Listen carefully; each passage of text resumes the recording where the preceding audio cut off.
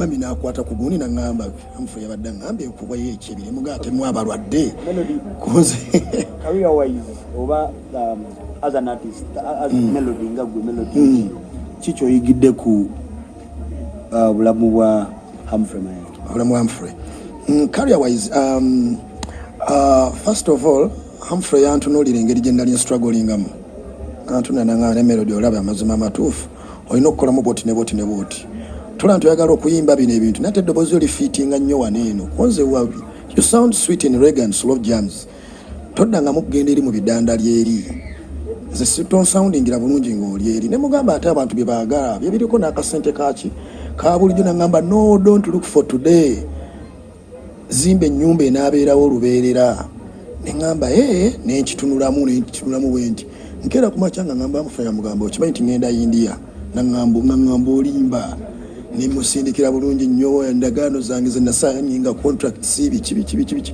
nangamba konzi nangamba okunga kakati oba ogenda kola boti ne ata gye nayambala Humphrey yampa idea yendera mu ata yayimbira mu ata yange liko Ugandan flag oba mu mbeera kibamu oba kine mugamba nafunya akakanzu nangamba teke kasinga nangamba kola boti update me on to everything ati bambi Humphrey career wise nabadde nga tandekerera nga asobola okumbuulira nangamba zaako kino zaako kiri esa zino sijja kulima nti nsobola okujjukira buli kimu because my mind is divided. Kale ebigambo bya melody Humphrey abadde omu kwaba abantu ababadde basinga okubanga basupportinga baganda be music kwa Jose Chameleon Palaso ne muganda waffe Wizo abadde tava mu motoka ya Humphrey balina muganda gwe bayita Henry Mayanja yabadde nga anasooka okuwulira mu nnyimba zaffe nga tetunnazita nga yasooka okufuna demos. Balina muganda gwe bayita Henry wa Fring Fire right 1962 naye nga buli saawa Humphrey lwaba agenda olinya ennyonyi abeerako wakiri afisawo akadde naye kubye ekifaananyi nakipostinga ku Facebook nga ayambadde label ya Fring Fire eya Henry 1962 mu mbeera efaananako bwekyo. Muganda wange Makona tuli wano tujjukira Humphrey Mayanja probably not celebrating obulamu bwe gwe nga journalist professional one how best can you remember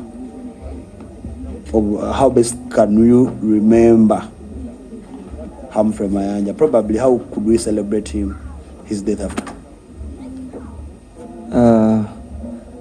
Humphrey Mayanja omugenzi nze mbadde simumanyi nnyo kiri awo naye kyensobola okugamba nti wakuba entuuse wano okusinziira abantu bazze nga boogera ne abantu benfunye ne tunyumyamuko nga tetuli mu kamera balaze nti Humphrey abadde musajja si muvubuka wabula abadde musajja.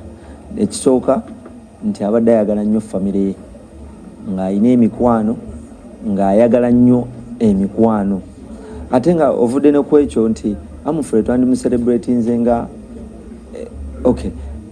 Humphrey twandimucelebratinze nga mutuufu omuntu atadde itafaali eddene nnyo ku music industry y'eggwanga Uganda because abeereddewo ko baganda be ebbanga ddene nnyo n'emikwano gye abadde empagirwaga mu Mayanja family nga yatandikirwako whether finance or not Humphrey abadde nga yeebuuzibwangako mu kintu ekisinga era nayogeddeko ne Palaso nga tetuli mu kamera nangamba nti ennyimba ze ezisinga abadde nga bw'abanga tanaba kuta luyimba ng'asooka n'agendako ewa muganda namuwuliza ku luyimba olwo n'awulira oba kyekyo oba melodies zikutte bulungi lines zeezo so twandimucelebratinze nga tumujjukira obulamu bwe mu ngeri gy'abadde ayambamu abantu ab'enjawulo.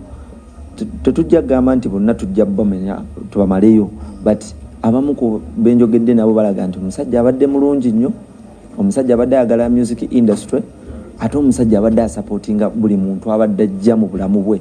So Humphrey Mayanja family efiiriddwa nnyo omuntu ow'enkizo mu family because taata we yaŋŋambye Muzeeyi Mayanja yaŋŋambye nti Humphrey abadde akumaakuma baganda be nga buli bafuna obutakkaanya yes abadde muzaŋŋanda nga atabaganya baganda be buli bafuna obutakkaanya wabaawo enjawukana eno n'eri nga bemanyi nti mu family tebibulamu naye nga Humphrey abeerawo nawe abadde omulwadde era still Humphrey abadde ababeererawo ddala era nga bajja ne bamwebuuzaako oba oliawo engeri gye babatambuzaamu obulamu because yabadde omukulu. So kyanaku nnyo nti atuvuddeko ng'akyali ku myaka mito nnyo. Bangambye okusinziira ku myaka bangambye nti afudde alina emyaka 5 mu something 52. Yes, 52 aba akyali muvubuka nnyo era ng'akyalina amaanyi. So embeera yeeyo wako. Wow. Abatulaba kusanyuka TV maama ye tanaba kubanga aterera probably n'okugwerako gye tuli naye of course nga family yongera okungubaga naddala nga just myaka mitono nnyo less than 10 years ago family emu yafiirwa omwana omugalanda Emma AK47 bwatu bwe yafa ate nga saawa eno olunaku lwaleero ng'ennaku z'omwezi 3 nga bwe ntandise wali n'okugamba terulyerabirwa mu family eno nti ate omwana omukulu naye avudde mu bulamu bw'ensi eno. Ngezaako okukebera ku peji ya Humphrey Mayanja yasemba okupostinga ng'ennaku z'omwezi 13 January era yateekayo obubaka buno wammanga. If you want to know how I'm doing, here is a quick recap from my caregivers. Bw'oba oyagala okumanya engeri gye mutambulamu obulamu bwange gye butambulamu engeri gye ndimu ka video kakana akalaga aba caregivers bange engeri gye bampisaamu era still ng'ennaku z'omwezi 13 yakola post endala kola olunaku ze post ze zitembyeyo 13 January yagamba nti I've been sick since June. Mbadde mulwadde okuva mu mwezi ogw'omukaaga. Never been hammered by a disease so aggressive like this. Sikubibwangako wansi na bulwadde bw'amaanyi nga buno. Unfortunately, some of my visitors have decided to take the sneak pictures. Ekyewuunyisa nti abamu ku bagenyi bange basaze okuba ebifaananyi of me and spread them out for content. Ne bakuba ebifaananyi okubiteekako ku mutimbagano olwa content n'ateekako akagambo ng'agamba mujebaleko. Bwetunda ku social media of course ba celebrities abenjawulo bakungubaze wamu ne family. 9 hours ago Bobby Wine ataddeyo ku Facebook ye n'agamba nti just learned about the ultimately death of our brother Humphrey Mayanja. My thoughts go to the family, to the Mayanja family and all his friends. May the Almighty God strengthen you in this challenging period.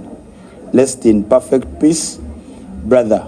My name is byanaku. Muzikirize mpumulemu ko katini vampito sabule kyagendera dama. So ngenda kudda ne social media posts ez'aba celebrities abenjawulo bye boogera ku Humphrey Mayanja tukyagendera dama so tova.